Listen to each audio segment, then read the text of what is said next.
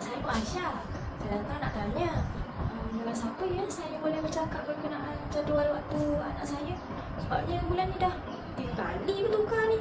Jadual tu kena tanya guru kelas. Bolehlah macam tu. Saya datang dari jauh-jauh ni.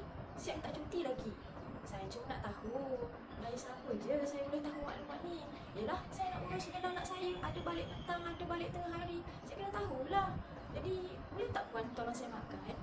Jadual ni saya kena cakap dengan siapa ya?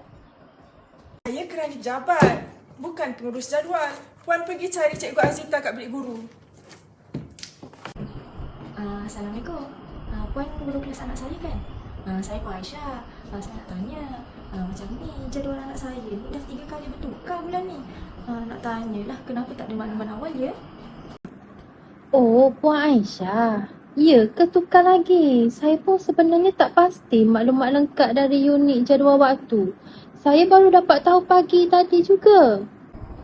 Mana boleh macam tu? Cikgu kan guru kelas anak saya. Kenalah maklum awal kepada ibu bapa dan murid lebih awal. Kalau macam ni susahlah saya nak menguruskan van anak saya. Takkan pihak sekolah tak peka langsung? Apa yang kami kena hadap ni?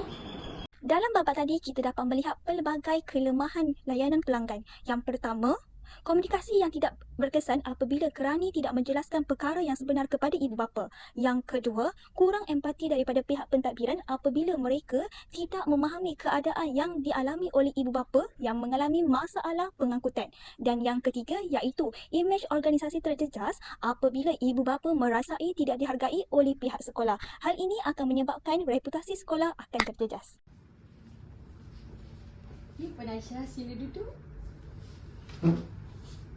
Puan Aisyah, saya memohon maaf bagi pihak guru dan juga staf pejabat. Boleh Puan Aisyah ceritakan apa yang terjadi? Macam ni Puan Mentadbir.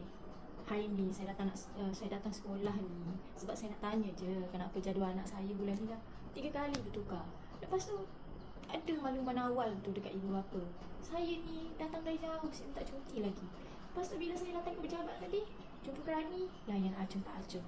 Bila saya tanya guru kelas, kata tak tahu, kena tanya pihak pengurusan. Jadi saya sedih lah apa yang saya kena hadap ni. Pihak sekolah macam tak ambil cakna pun. Saya risau anak saya, pengangkutan van macam mana. Kesiankanlah saya, kesiankanlah anak saya, kesiankanlah pemandu van. Saya kena rancang ni lebih awal. Saya faham sangat kesulitan Puan ni. Tapi perubahan jadual ni berlaku disebabkan perubahan jadual waktu. Sebab ramai cikgu kita pergi jaga exam. Lepas tu ramai penjelasan guru ganti. Tapi saya akui kesilapan kami kerana kami tidak memaklumkan lebih awal melalui telegram. Dan saya tidak sampaikan melalui surat rasmi. Sebagai tindakan susulan Puan, saya akan memastikan unit jadual waktu mengeluarkan notis 3 hari, sekurang-kurangnya 3 hari awal jika berlaku sebarang perubahan. Saya juga akan memaklumkan kepada pemandu van sekolah anak Puan jika berlaku sebarang perubahan jadual. Terima kasih cikgu. Saya bukan apa. Saya nak merancang lebih awal je. Saya cuma nak bertanya. Jadi saya harap pihak sekolah bolehlah beri kerjasama dengan baik.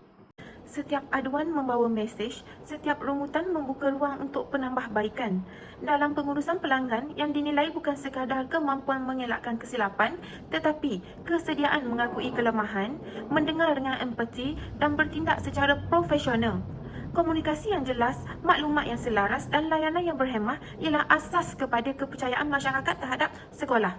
Apabila seluruh warga sekolah memainkan peranan sebagai satu pasukan, setiap cabaran mampu diubah menjadi peluang untuk meningkatkan kualiti perkhidmatan. Kerana akhirnya, kejayaan sebuah sekolah bukan hanya diukur melalui pencapaian akademik semata, tetapi juga melalui kepercayaan dan keyakinan yang diberikan oleh pihak komuniti kepada sekolah.